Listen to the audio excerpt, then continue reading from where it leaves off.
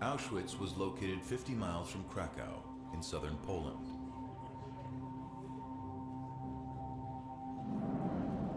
The main camp was opened in 1940. It was built to hold and kill communists, prisoners of war, writers, gypsies, homosexuals, and intellectuals. By 1941, the Nazis began construction of Auschwitz-Birkenau. 2.5 miles from the main complex, this camp was built primarily to imprison and exterminate Jews.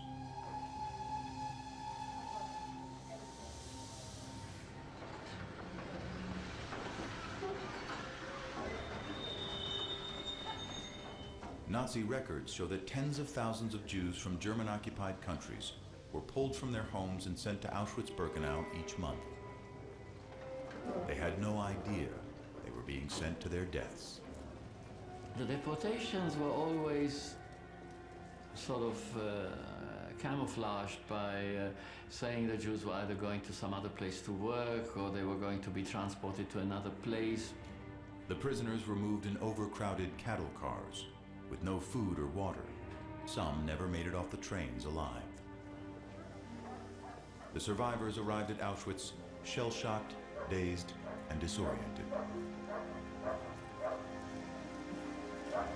To the rest of the world, they had simply disappeared.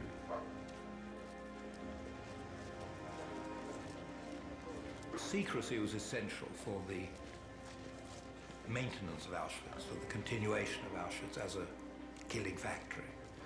The moment it became known, then there would be revolts and riots at every railway station on the way to it. The deportations were the greatest confidence trick in history because we now know that it was a total deception, that the aim of the deportation was to murder these people. Among the many thousands of prisoners at the camp was Rudolf Verba. Verba was the son of a Jewish sawmill owner from Topolkany, Slovakia. In March of 1942, Verba had fled Slovakia for Britain, but was captured and sent to Auschwitz. He was 17 years old. At the camp, Verba was given the job of collecting luggage from incoming prisoners. The bags were filled with anything valuable their owners had been able to grab before they were deported. Day after day, Verba watched the frightened prisoners arrive. They were completely unaware of what the Nazis had in store for them. Verba understood that had the truth of this place been known, something would be happening. First of all, the people wouldn't be arriving because they'd be refusing to get on the trains at the departure point. But they were getting on the trains, and the Nazis clearly documented what happened when they arrived. Husbands were separated from their wives and children. The strong were separated from the weak, the young from the old. Women with children, the elderly and the infirm were loaded onto trucks and taken to a special area at the rear of the camp.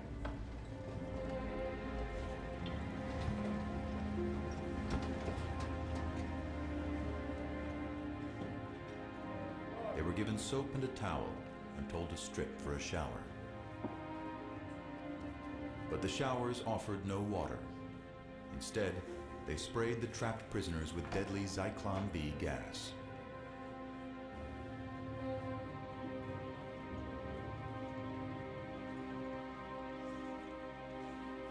The piles of bodies were then sent to the ovens for incineration.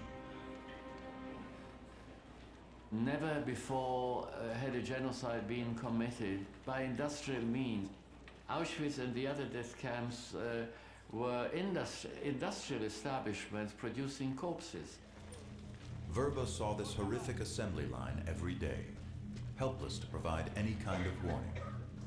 While Verba was working on the ramp, he witnessed the fear of being shot and at the same time soft-spoken SS men.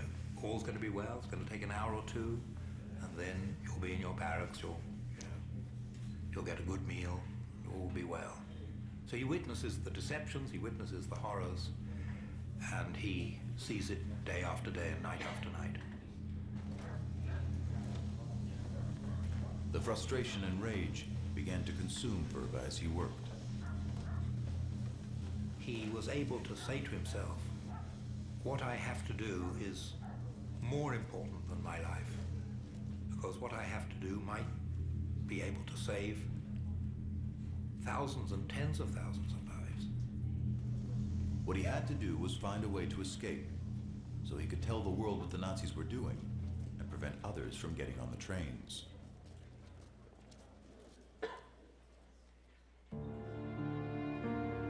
As Verba plotted, the death camp continued to operate. Thousands upon thousands were murdered on arrival.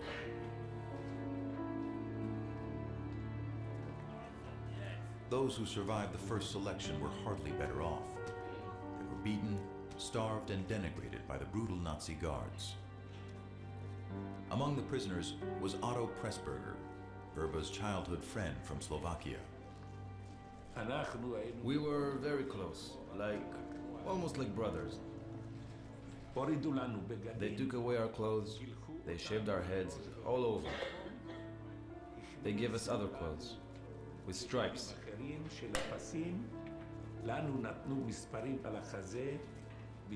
They tattooed numbers on our chests. My number on my chest was 29045. That was my number. After that, I wasn't Otto Pressburger. I was 29045.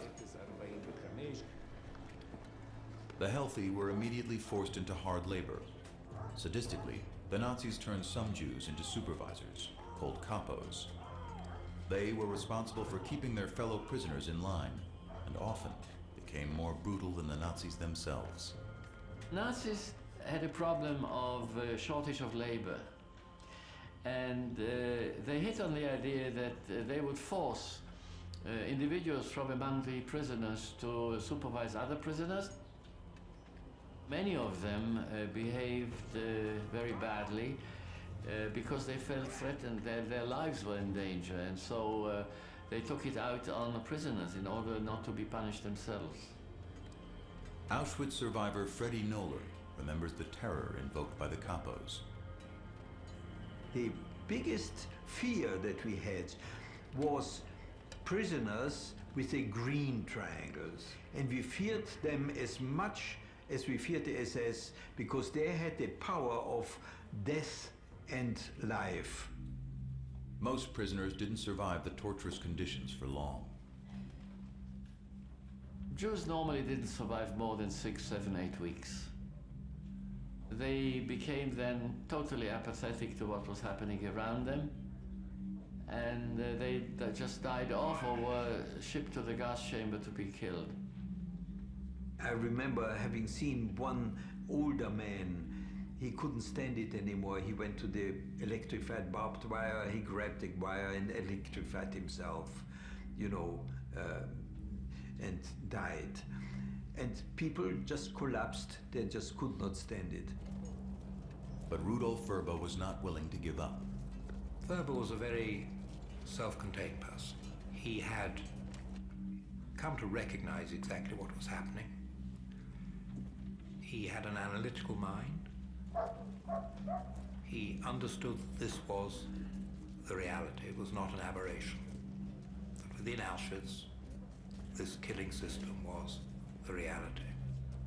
This was a very potent factor for carrying on, not becoming, as so many hundreds of thousands of prisoners did in Auschwitz, demoralized, and with demoralization and loss of will to live, you became what was called a musulmane, basically a skeleton, and you died.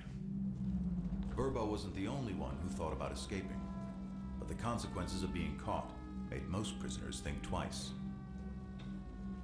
There had been a number of escapes from Auschwitz, and in every case, the escapee had been caught, sometimes within hours, sometimes within a few days. When escapees were captured, the entire camp was forced to stand witness as their punishments were carried out. The experience was a powerful deterrent. The consequences of failure were torture and public execution. Anyone connected with the escape would also be tortured and murdered. The price of failure was a ghastly fate. They were first tortured in order to get out of them who helped them within the camp. And then they were killed, they were hung. All of them.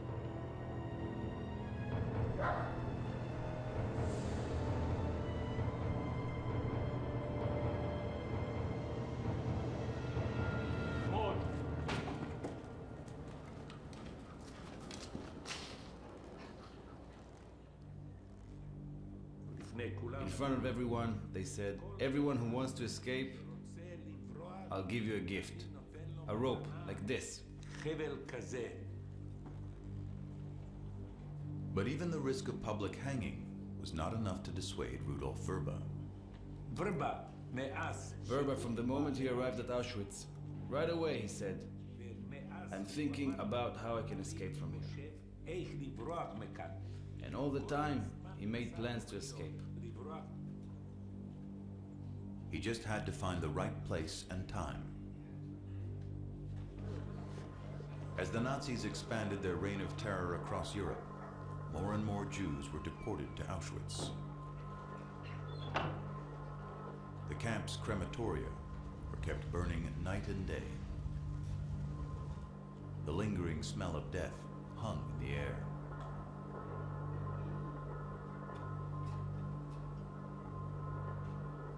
Soon, every transport that arrived, somehow the air changed. There was a sweet smell. And the old prisoners told us, you see this, can you smell this sweet smell? This is the bodies who are being burned. Vrba knew he would need help if he wanted his escape attempt to succeed. He turned to fellow Slovakian inmate Fred Wetzler for assistance. 25-year-old Wetzler had arrived at Auschwitz from an assembly site in Bratislava in 1942, the same year as Vrba. He was well connected with the underground resistance in the camp and worked as a registrar, keeping detailed records for his Nazi captors. Wetzler used his connections to improve Vrba's status within the camp. In June of 1943, Vrba got a new job, one that would prove crucial in his bid to escape. He was a secretary. In German, it's a Schreiber, which means a person who writes. He had all kinds of administrative jobs there. He had to look after the index cards and register whatever the Nazis wanted him to register. Vrba's new position meant he no longer had to wear prison garb. It also allowed him to walk unchallenged almost anywhere in the camp. This also gave him an extraordinary insight into what the camp was doing. He was in the registry. He was seeing lists of people coming in. He was able to develop an extraordinarily clear idea of the numbers of Jews who were being deported to the camp and murdered. By September of 1943, the Auschwitz authorities had constructed what they called the Czech family camp in preparation for the arrival of Czechoslovakia's Jews. Curiously, the 4,000 Czech men, women, and children who filled the compound were allowed to keep their own clothes, and their hair was left unshaven. But this was no easing of Nazi protocol. It was just a new plot to ensure that the Auschwitz killings remained secret. One group of Jews coming from Theresienstadt, the concentration camp ghetto in Czechoslovakia, consisted largely of Czech Jews, and their fate was being monitored by the Red Cross. The Red Cross had heard rumors about deplorable conditions in some of the camps, so the Nazi guards kept the Czech prisoners alive, healthy, and blind to the massacre that was taking place all around them. Meanwhile, it was deadly business as usual for the other prisoners.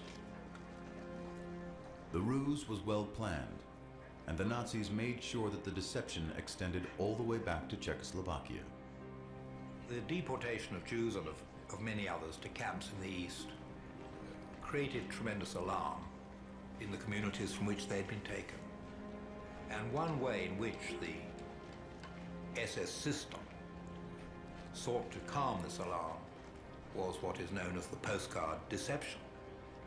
The Czech family camp members sent these cards back to Prague or to family members or friends in Czechoslovakia, and all seemed well.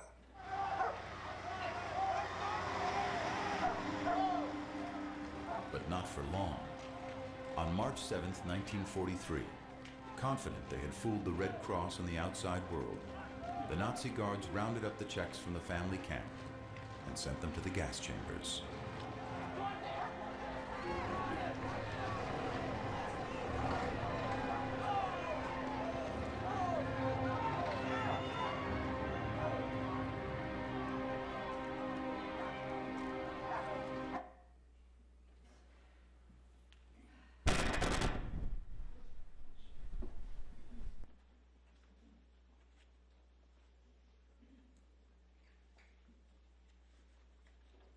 Welcome to the Building 30 Auditorium. The presentation will begin momentarily. In the event of an emergency, please exit the auditorium calmly using the marked exits found at the front and rear of the facility.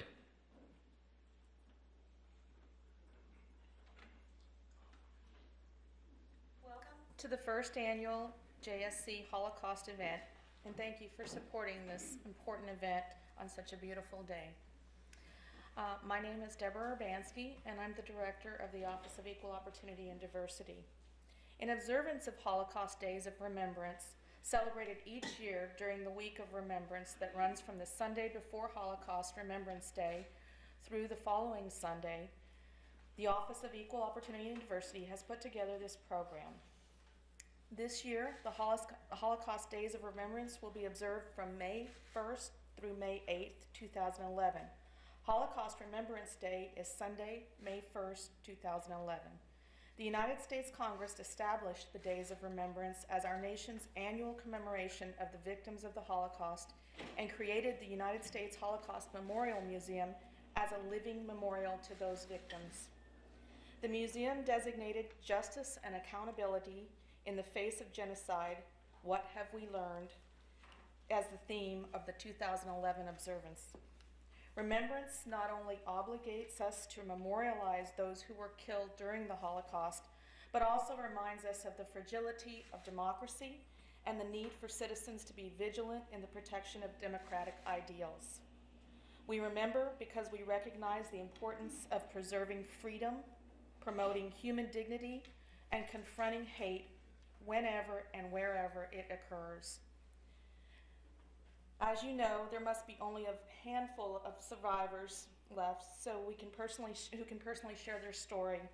So this will be a very special event. This presentation will also be taped and memorialized on the Office of Equal Opportunity and Diversity website for future viewing. Now I'm going to turn it over to Sherry Hatcher in our office to introduce our speaker.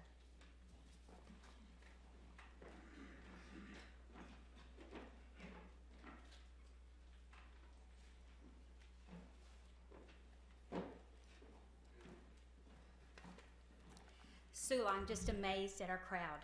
This is unbelievable. Thank you for coming. I'm very humbled today to introduce our guest speaker. Last summer, I had the opportunity to vacation in Krakow, Poland, and to tour Auschwitz. And if anyone thinks they can pass through the iron gates crowned with the words, Arbeit macht frei, or work makes you free, and not be changed forever, you're mistaken. Most of us are dependent on Wikipedia or books and DVDs to learn about the life in the largest German concentration camp known as Auschwitz, where more than 1 million people were killed. Today, we have the great honor to hear Ms. Soula Molho speak to us about her experiences in the Holocaust death camp of Auschwitz. As I read through her bio this week, trying to decide what to tell you about her, I was amazed that she's such a sought-after guest speaker. The fact that her family hid American and British soldiers at their own risk. But then I decided I wasn't going to spend time telling her story because I'd rather hear her story. So please join me welcoming Ms. Soula Molho, a Holocaust survivor.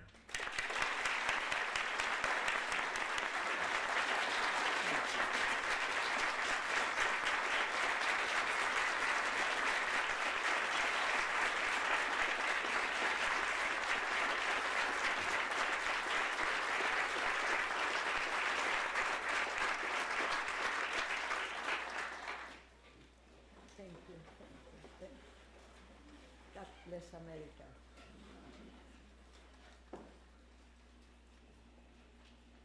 I was born in Greece, 1924, 1st of May. And I am now almost a few days more, I'll be 87. And 1942, the Germans took us to a prison, Auschwitz.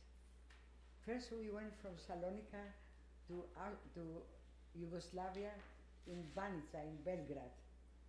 Over there I stayed about 2-3 months, and then from there to Auschwitz. A terrible prison. A terrible, no water, no food, shave the hair, take our clothes, take our jewelry, everything.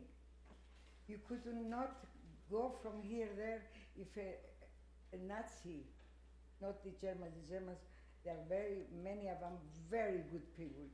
But the Nazis, Hitler fit them with bad things and they follow him. Here in America we have bad people, we have good people. In Greece was the same. People are people.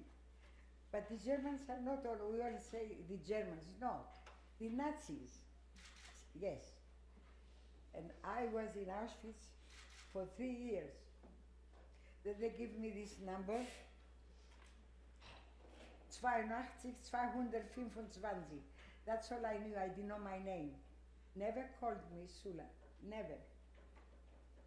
And I was working from 3 o'clock in the morning, we come back 11, we go to the woods. I don't know what we was doing, or what.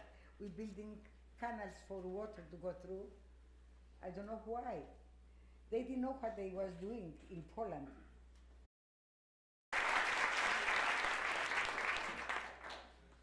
As I told you before, I was born in Greece, 1924, 1st of May, and I was a very happy child. My parents were very, very good. They loved God very much. I grew up in a very religious home. God was every day with us, like in the house.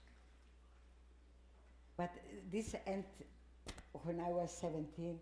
All the good things ended when the Germans, not the Germans, I don't want to say that because there was good people. Some Germans, most of them good. If there was all bad, there will be nobody here, us. They had everything to destroy us. But I was 17 years old. And when they cut people and take them to concentration camps, without notice, nothing. They come in the night, knock your door, and you open it and you go. It was a terrible 1924, 8th of July.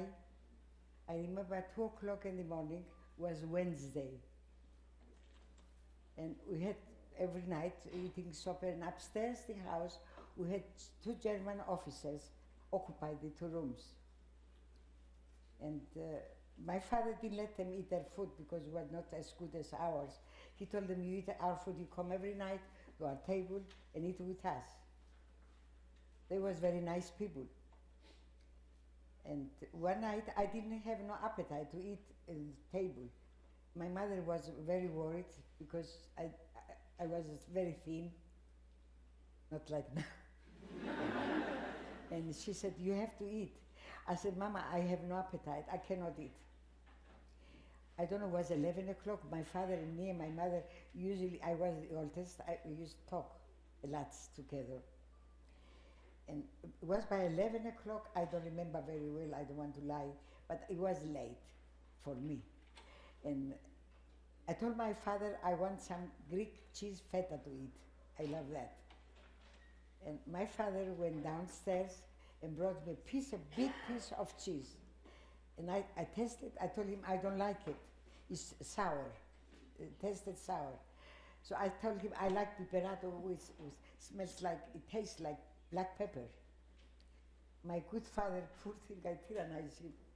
He went downstairs, brought me a big piece. And I sat down and I ate it all. My mother said, you're going to be very sick. this is no good what you did. I said, Mama, I don't know why I said that. I said, Mama, who knows when I'm going to eat again cheese? That night, we talk and talk. I was okay. About 3 o'clock in the morning, the door knocked downstairs. I went in the window and I said, who is there? They said, visitors. I said, no, sir. It was a man. I said, we don't allow nobody in our house visiting at 3 o'clock in the morning. And I was very mad because I was thinking my parents. And my mother was an angel, my father too, good people. Not because it was my parents, they was good people. Never send anybody who come and beg for food, send them with a piece of bread. My mother said, why don't you say I want some meat, some cheese, something? Always bread. Bread is the main thing when you don't have nothing. Because now I know, then I didn't. So, I'm sorry. The Germans took, everybody said, when they come in, they told us not to talk to each other, not to look to each other, just look down and don't talk to nobody. Till they wanted to see around the house. And in my drawer, next to my bed, they asked whose bed is this, whose bedroom is this, and he told me, don't go around, you stay there and I go look. And I look at him like that, I said to myself, he don't look a bad man, he looks good person. Had a smile, funny, not made it up. He was a genuine good person. And I don't know why I trusted him. I said to him, in the drawer, I have 2 coupons. An older man gave it to me to sell it and give him the money next week. He told me, you're not going to do that. That was a communist gave it to me, but I didn't know. He took the papers. I saw him with my own eyes. He did like that with the paper and put it in his mouth and showed me how he chewed it. And then he swallowed down. A German officer, a German SS. That was the worst Germans, they say. No, people are people. There is bad and good in every one of us, and we choose to be good, and God loves us for that. Because we have a brain, we are not animals, we are better above the animals. So we have to be good to each other. You know somebody or you don't, when you know he suffers, don't say, I don't care. No, we have to go and give a hand, pick him up if he's on the ground. You have to be warm to people. Otherwise, you are not a human. You are a piece of wood. No, I love people. I love God first in the life. God is my design, my path, and I go. All my life, because my parents taught me that. They was very faithful to God. He ate my papers, not to cut me, the Germans, if they look, not to find it. They kill me immediately if they find it. And he ate it. And I look at him and he did like that to me. I said, thank you, God, again. Every day I thank you, every minute. So after that, they took us, and they took us to outside the house, outside the city. And they took us, my father had lots of farms in Greece. We never went there to work or anything. He was a very good father. And we went to our own fruit farm. In the middle of that, the people come from the villages, and the other goes out. There all was a lot of people there, a lot. And there was a lot of people they caught, put in prison, to kill them. So they put us on talks to go another city. I don't know where they wanted to take us. And my father was with handcuff. And I told I didn't know this soldier was with us. I told him, please, I can't see my father like that. I beg you, take this off. He's not going to jump down. He's with you. Please don't do that. And that German get up and undo my father. And my daddy told me, don't talk no more, nothing, no, don't say nothing no more. The German knew Greek a little, but he understood. He said, don't worry. A German SS man, Hitler follower. So there is good people in everything, in every country, in every city, good and bad. There is no all good or all bad. Mixed everything. But we can choose who we want to be. Even the bad one, you can talk to him good, maybe he wake up what he's doing and he become a good person. Because it's better to go in a nice path than bad with thorns and everything. It's not nice.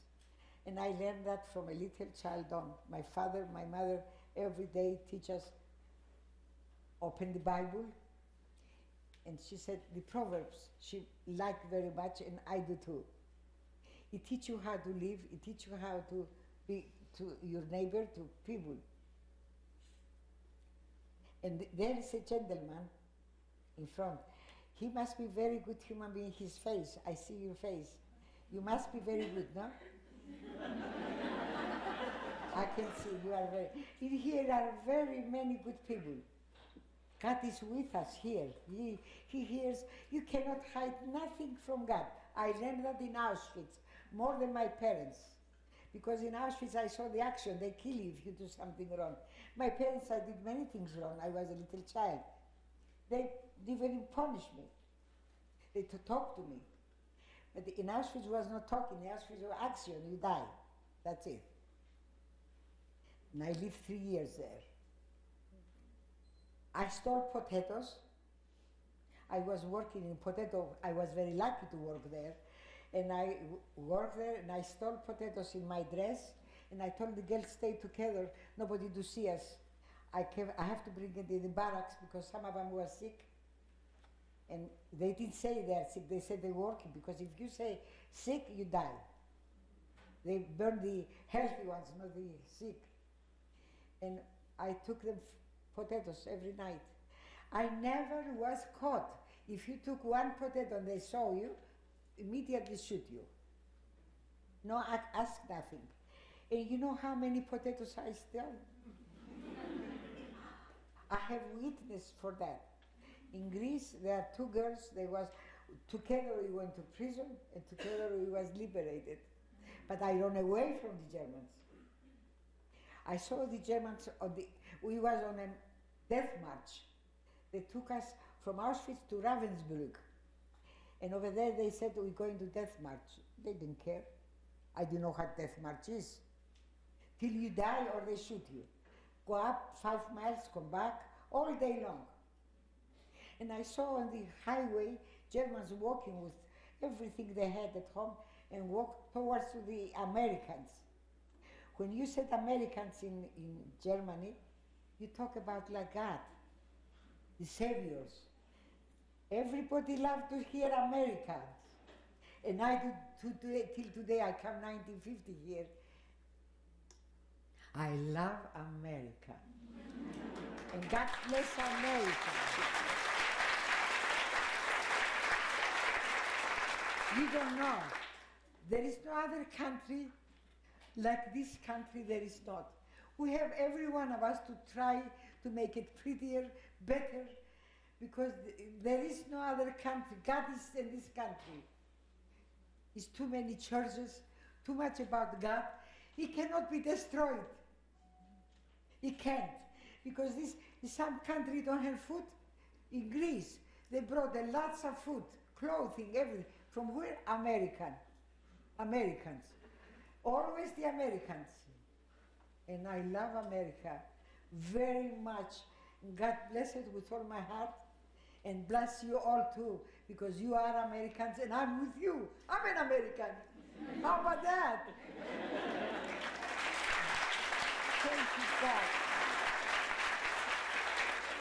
I told myself, what are you? An American, don't ask me what I am. I was born in Greece, yes, but I am an American. For how many years? And if I see something on the street paper, that I pick it up because I don't want to look bad. America. They freed me, they gave me a life. How can I forget? I never knew my name in concentration camp. When they were screaming, 82, 225. I heard it so many thousand times, I know it from outside. Will you say that in English for us? Excuse me? Will you tell us your number in English? You know, the Germans write it different. Look, they have 28225. I messed it up. I don't understand how they say. I understand in German, but 82, 225. I knew it, but I don't know. In English, it's very difficult. Look at this, 82225. That's my number. I was me. Now no more. I hate it. This I hate. I don't hate nobody. I don't hate Hitler, because he was sick man, and he took his life. Anybody take his life, he's sick. But I feel sorry. He killed himself. I pity him. All this assessment, all of them. I pity Russians, the communists, Stalin. These two men in the earth made very bad things. Millions of people. The crematoriums was burning from morning till night. I saw a German soldier go SS. The soldiers was good. He go up there, was a little 2-3 steps, and a round window, and he had a candle bigger than this, and he goes up there and open it, throw it in there, and immediately you hear the people screaming, choking, no couldn't breathe. And then about half an hour, 50 minutes, I don't know, they take them to burn in ovens. They put them in the fire. You hear the screamings. This, I could not sleep. Even today, I am like, I cannot sleep. Maybe I look 5 o'clock, the clock, then I close my eyes. I don't know how I wake up today so early. I wanted to meet you. And everybody smiles, you are wonderful Americans. I love the word America. They ask me in Europe, what are you, an American? They say, you speak Greek. I say, I speak Russian, I speak everything, but I am an American. I have papers, why I was in prison. In Germany, I went to a consul, the American consul, and I told him, sir, I want to go to America. He told me, I want you to bring me, he says, 2-3 signatures why he was in prison, what you tell me. I told him, okay. I wrote in Greece, and they sent me 40 signatures, and I brought him back. And I told him, here it is. He says, he got up, and he told me, you are an American citizen now. I said, God bless you, and I kissed him. And he said, you are an American now. He gave me papers, and he told me, you can go, they had, what they call it? I'm so excited and upset, both. I cannot see these pictures. He told me, you're gonna come, we have food for the babies. I had 2 children then, married, a very good man, a wonderful human being. He was from Salonika too. I met him the first day I was liberated. I ran away with the Germans, and they didn't look my clothes, nothing. They let me go with them. And I told them, Dankeschön, Sie sind gute Leute. You are good people. And he said, you say that from prison, you are from... I said, no, I had girlfriends in camp. German girls, they was in prison because they stole 1 can food. They was hungry, so they stole it. That's not stealing, that is necessity. She dies if she don't eat. Yeah, they had to give her, not to say you stole. Anyway, she taught me songs, I know them till today. From Eberswald in die Ecke, da steht ein großes Haus. I never forget it, the song. Anyway, it was wonderful to see good people. Everybody said Germans are very bad. Germans are very, that's not true. I am from prison, from them. They are not all bad. One hits you and the other does from far away in the corner. Don't talk. Don't say nothing. And when I went outside, two Germans inside, another German tells me, this war is bad. This war, this Krieg is furchtbar. Terrible, he told me. Why he told me that? To give me courage. He saw me a young girl, and I never forget the good people from Germany. Never. In the corner was a church in my house. We bought a house. After we was very well off, my husband, we sleep on the floors, on the streets. Didn't have not a bread to eat, no food. After God gave me everything. And here, after so many years, he died. I lost my nest, finish. No more nest. No more husband, no more. And a son, my son died. Now I have 3, 2 girls and a boy. God bless them. They are good children. I am very happy with them. Wonderful to have good family. But we are responsible to give them good start, to teach them this is black, this is white. God is the main thing on earth, on heaven, on everywhere. You know, it was 1955 or 56. Forgive me, I forget a lot, I'm too old, I forget. But this I remember, some things never forget. I dreamed one night I was living in Houston, 5554 Beechnut was my house. That I know. And I liked my home very much. I sold it, I don't know why. I saw my husband, my son go around. I was crying every night. I said, now I'm sorry, but they don't give it back. It's finished. I live with my granddaughter and my daughter. I want my corner, but there's no more. Beautiful home I had. When you come inside, smell grease from Greek food. And I cooked every day. Anyway, it was a wonderful life. Excuse me. We have to grab what we have good, because sometimes they go too fast.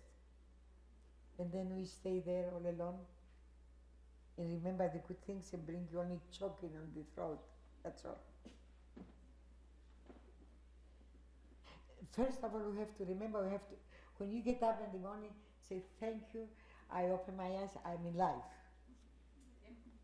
And I say, γεννηθεί το θέλημά σου, Kyrie, your will be done, God. When you want me to come, I come, I'm ready. And when I remember that dream, was like I am here on Beechnut, it was like from Texas City, from close to Galveston. I saw like smoke in the heaven come out, and it was very thick. And I heard a voice, I'm still scared, and said, I am God, but loud. I am the only God. I was so scared, I was shaking. I wake up in the morning, I run to a preacher. Across the street was the Mormon church. I went to the preacher and I told him, I didn't like that church because it had in the back, in the top, one chimney looked like Auschwitz, the crematorium. And I didn't like it. But I went that day and I told him, can you explain me something, what a dream is happening? Tell me what is it? Screaming God to me and told me, I am God, I am the only God. His voice, I still shake in my house. And then everything was calm. I said, God talking to me. I have to thank him. I have to do something good to somebody. I always do what I can. But I said, this is something he tells me. I am the only God to meet, he tells me. He knows I love him. But why tell me I'm the only God? I believe him. This make me, why? I went to many preachers and I asked, do you know any explanation? And he helped me. Nobody knew nothing. They said, I don't know, you dream it. And I don't know myself. I think as a little human being, I think God is happy with me and tell me I am the God. He, like put it signatures, you know it, I am your God. Better go in your right path. And I believe He remind me not to forget Him never. Because sometimes I never drink, I never smoke, I do the right things anywhere I can. Anybody needs my help, I will run. Even I fall down and I cannot even walk, I still gonna run. But I want to help, because I know what is, you need something. I went through from a very good home, have everything, to nothing. Not even this water was not allowed. The faucets, they had faucets in the camp. And they, if you open it, they run yellow like painting. And if I said, I'm going to drink, I don't care. You could not swallow, you die. You had to spit it out. And the water running there. And was a man, that I don't forget either. See? A man was there and he told me, you are such a beautiful girl.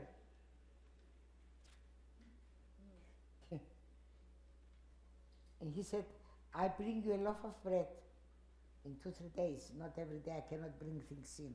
He used to help, he said, girls, give them food. He didn't lie, he came 2-3 days later with a loaf of bread.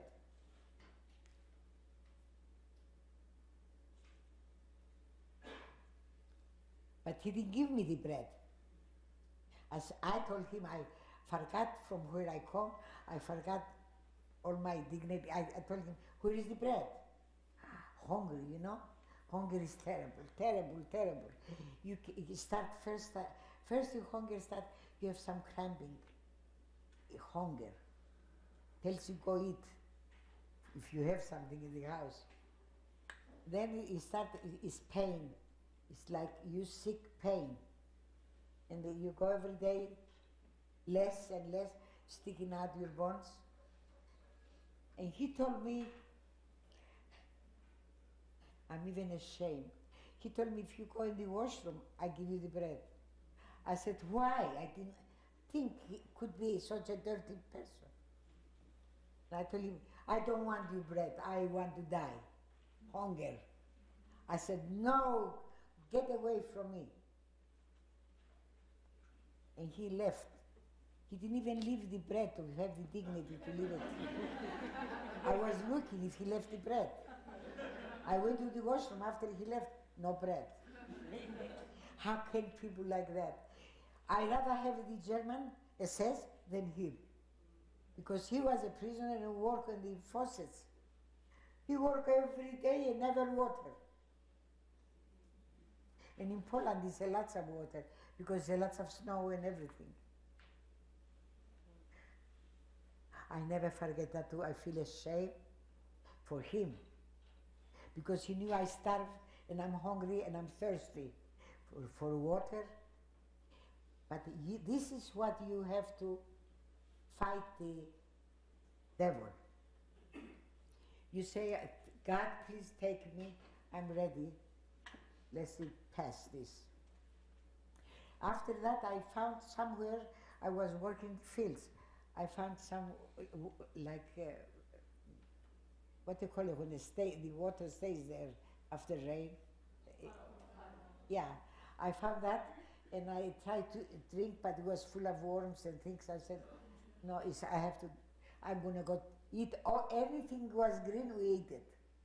The trees, that we did everything, we eat everything. Just to have like something in the mouth. And there was an assessment. And he took a fish, caught a fish, and he put some wood and cook it. And he ate a big fish. I look at him, I starve and he eats the fish in front of me. But he didn't even say, here is a piece. He ate it. Good for him. After a while, I saw he throw the head away. I ran and I took the head and I ate it. I see him coming like this, a big man. He said, "Das schmeckt gut, it tastes good." I told him, "Yeah, dankeschön, yeah, very good." You don't know what he did. He took a piece of wood long and put it in my arm and burned me, hold it there. I was screaming, he didn't care.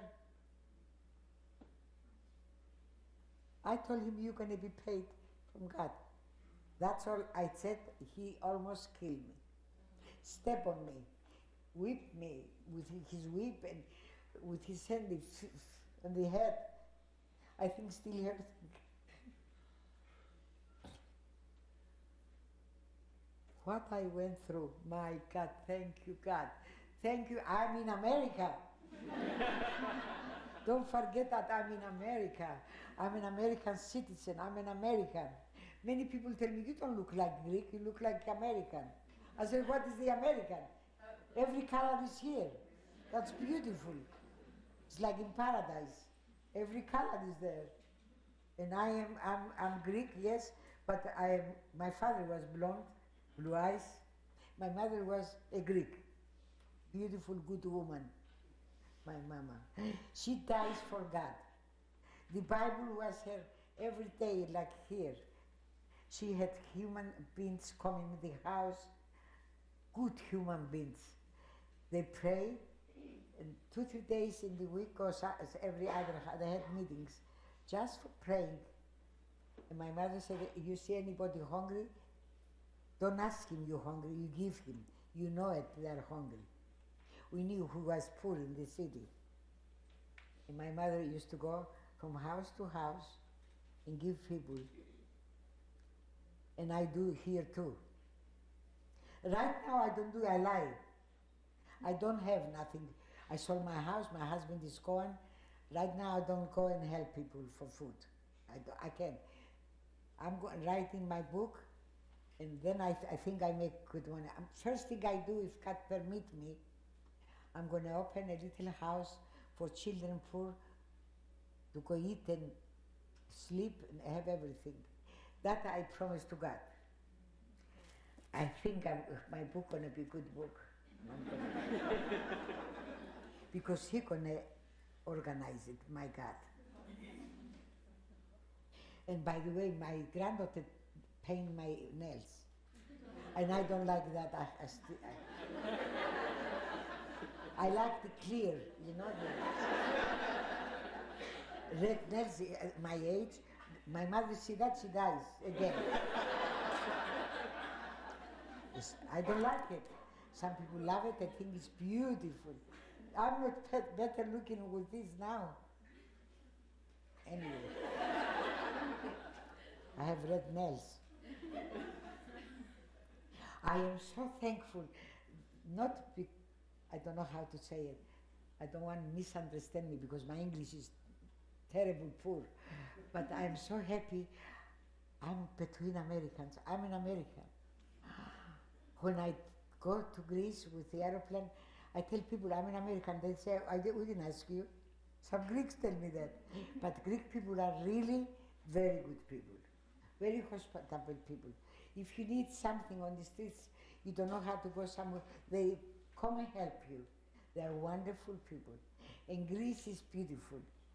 And here in America, I read some things, it's only Greek to me. Really, it's Greek. No, I'm not joking. It is, the words are Greek. Pure Greek, the words. It is originally Greek. And they think they cannot change it. And you cannot be a doctor if you don't swear on a Greek Archimedes. You have to swear. Then you, here in every country in the world, look what little Greece did.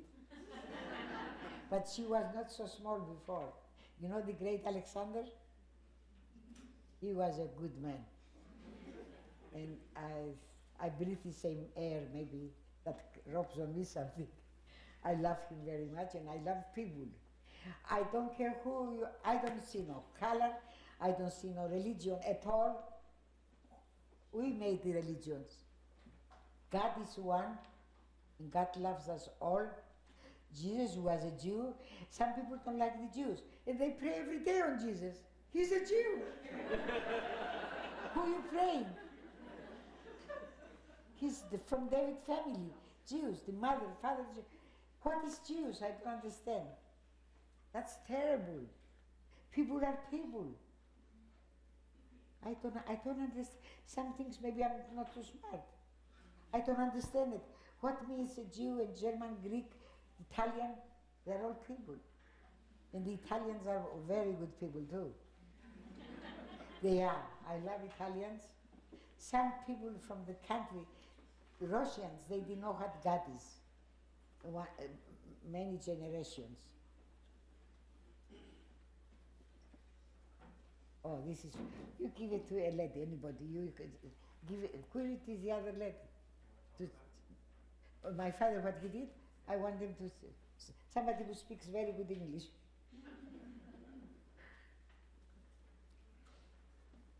Give it to her. Oh, I'm sorry. I took it away from you.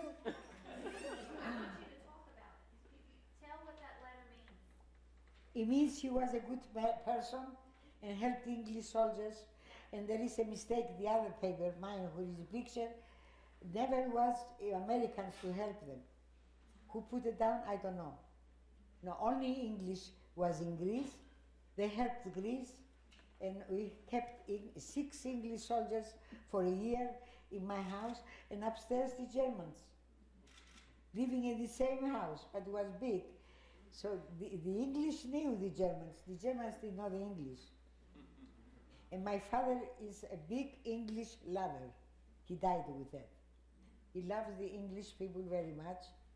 And they told us, come to England, we give you a house, everything. My father said, I didn't do it for money. I don't need your money. He never took a penny. But this is, you can read it. Who has it? Read it if you want to. It is a certificate awarded to your father. What was his name? Savas Stefanidis. Okay. As a token of gratitude for appreciation of all the help given to the sailors, soldiers, and airmen of the British Commonwealth of the nations which enabled them to escape from or evade capture by the enemy. H.R. Alexander, Field Marshal, Supreme Allied Commander, Mediterranean, in 1939 to 1945. Yes, that was my baby.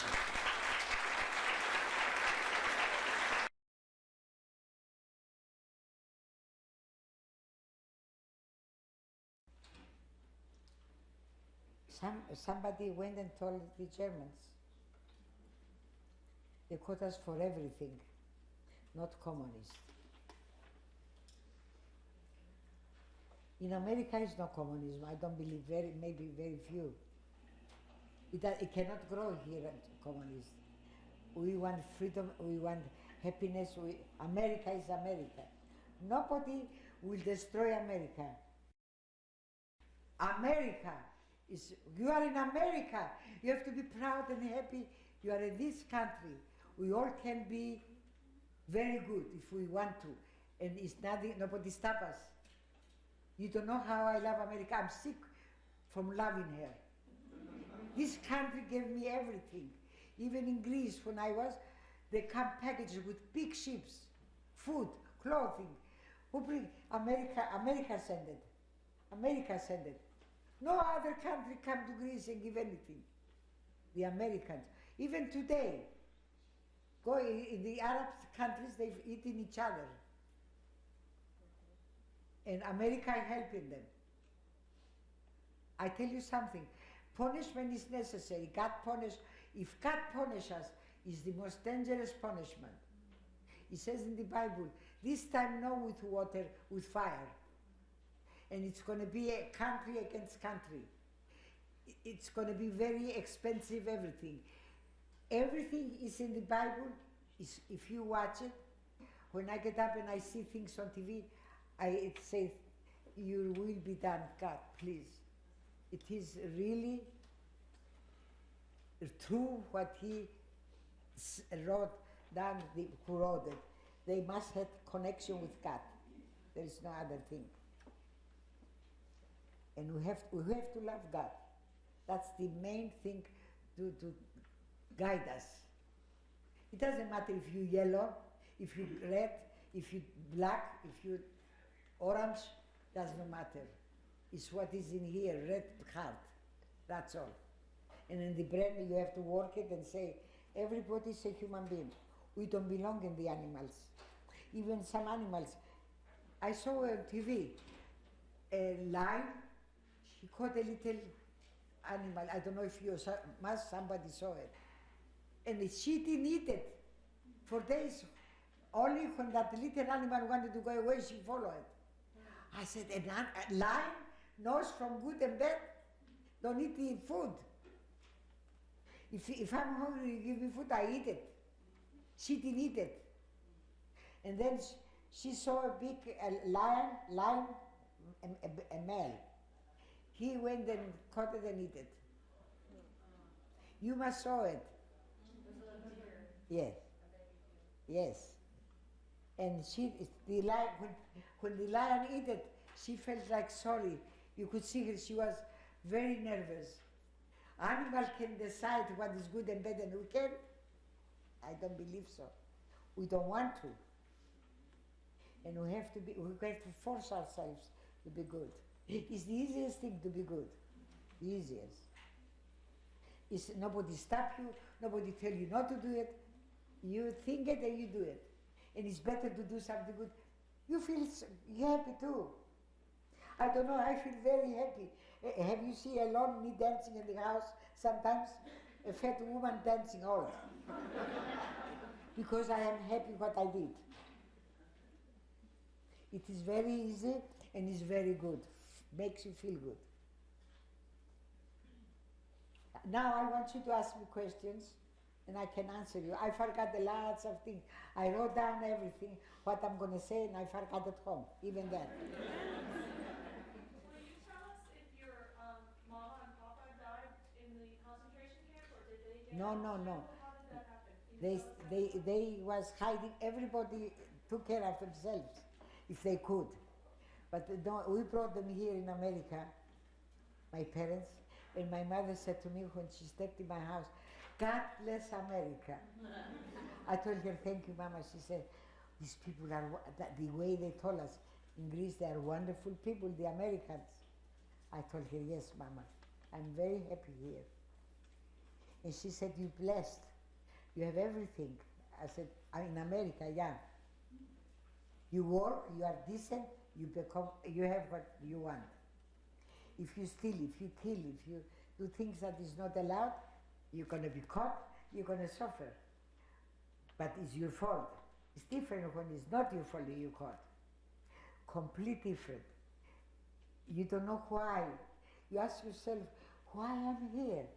Why they take my clothes? Why they take everything I have? That's not theirs. The minute you come down in the I was not Auschwitz. Auschwitz is the main thing, but it's about 5 miles from Birkenau. I went straight to Birkenau with the train stopped there, inside.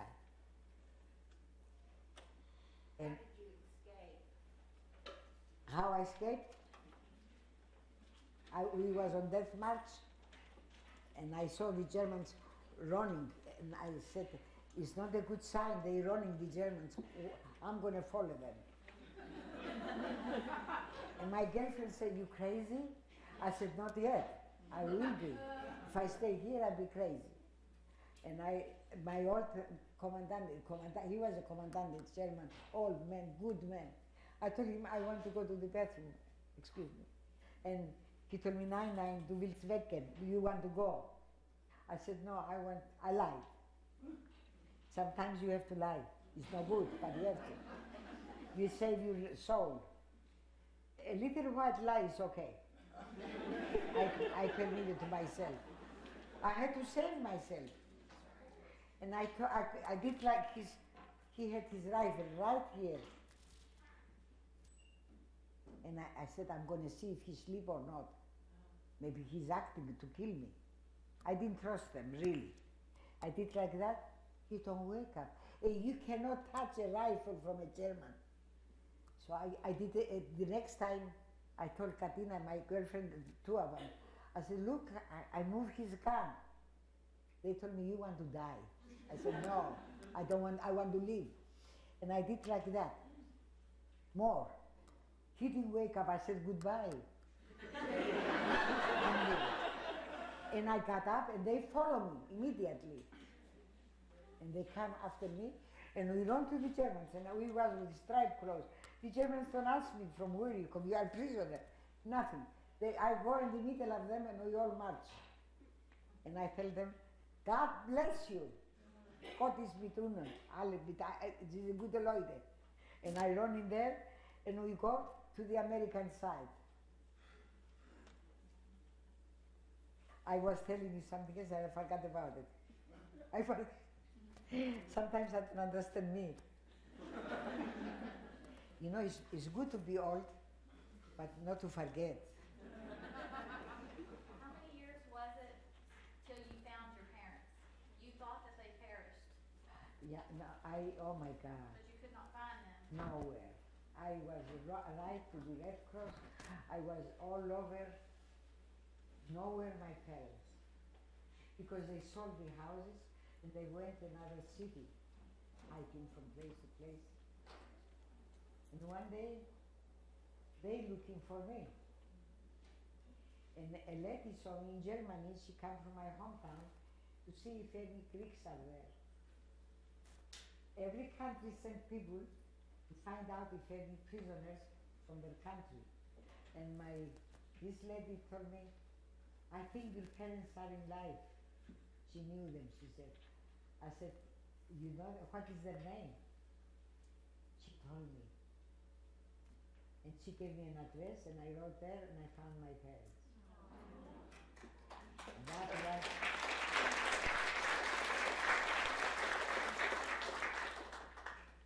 I saw my mom and my papa. I had wonderful, wonderful parents. Wonderful parents. How many siblings did you have? Excuse me? How many brothers and sisters did you have? I had 2 brothers and 2 sisters. And did they get out? My brother, they killed my brother. And my sister.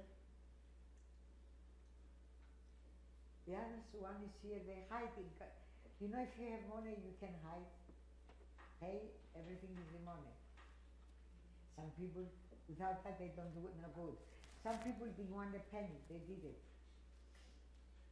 Good people are all over, and we are human beings. We are human beings, that's all. But it's easy to help. It's not hard. You have to think and be, when you lie down, not to have a stone back here. You say, thank you, God, you permit me to help people, others. It's wonderful feeling. I feel like that is good. Not a real life. My God, my God. And I loved my mother and my father. Always my father asked me, why you always say mama, mama? I said, that's my mama. And my mother told me, you always say papa, papa. I said, that's my papa. My God, we don't know each other, how you know? My mother said, we have a comedian in the house. I was not joking, I was telling her, why you tell me you love your father more than me? I said, I don't love more than nobody, but I love you both to death. And when they come here, I was living in Galveston. The first come in Galveston. Every night, and I did like that, I don't believe it. My mother, father is here. And my father told me, son took my mother, each of us wanted, my husband was out of his mind, such a good man. And he told me, my father told me, who going to drive us to your house? I said, me? He said, you drive a car? I said, yes, don't be afraid, I'll take you off. And I told him, let's go in the car. I put him in the car, and my father started crying in the car. He said, she's driving. Because then in Greece, no woman drives. no one. And very few men didn't have cars. And I took them home. I told my parents, come on in. And I kissed them, I showed them the room. My mother told me, you know you are blessed from God? I told her, because of you and my father, you taught me that. Even in prison in Auschwitz, Birkenau. You can ask anybody who was with me. I forgot to ask my husband. They all told my husband, prisoners from Auschwitz and Birkenau, in Hindenburg he was. We went to Hindenburg in Germany. There was from Yugoslavia, lots of people. And they told my husband, your wife stole potatoes and gave us. I was stealing every day, the biggest thief. But I did steal one for me, I stole for I ate, I don't lie. I ate lots of every minute. I thought it was apples. So good. You know when you're hungry, I bite the potato and I said, it tastes so good. And then another seeds, black seeds, I don't know what they call it. I forgot in English.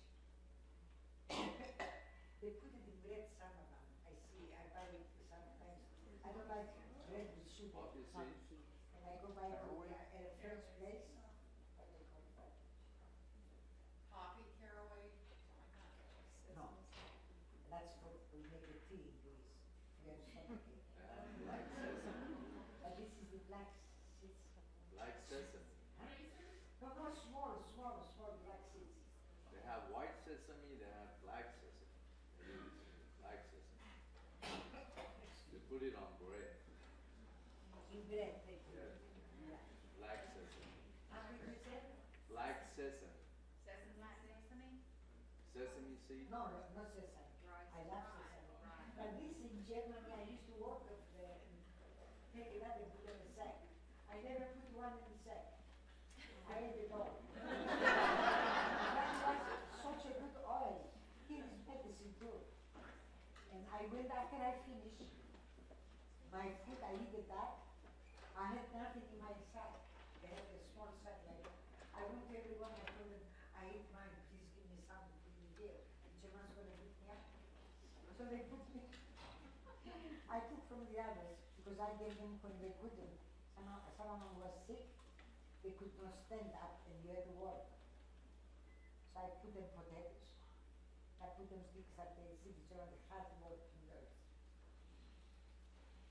We couldn't stand it out with hard work. Anyway, I forgot his name too.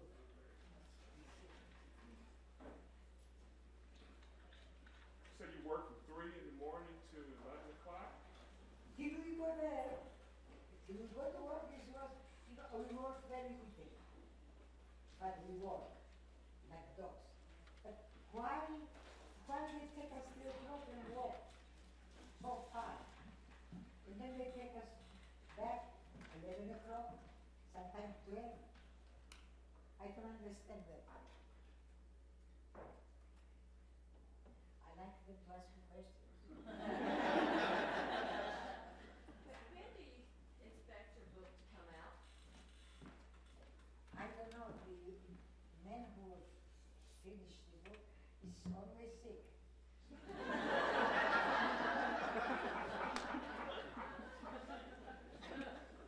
You know, he's a relative. But he's always really sick. He don't play, he's sick. Really. I told him I want to find the doctor before he's sick for.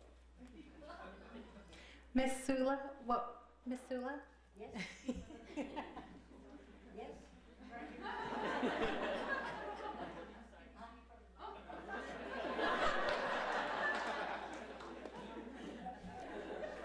We're going to go ahead and end the program, but we want folks who still have questions for you to stick around, and those who need to leave, go ahead and leave. And from the Office of Equal Opportunity and Diversity, we just want to thank you for coming out today. It was a great pleasure and honor.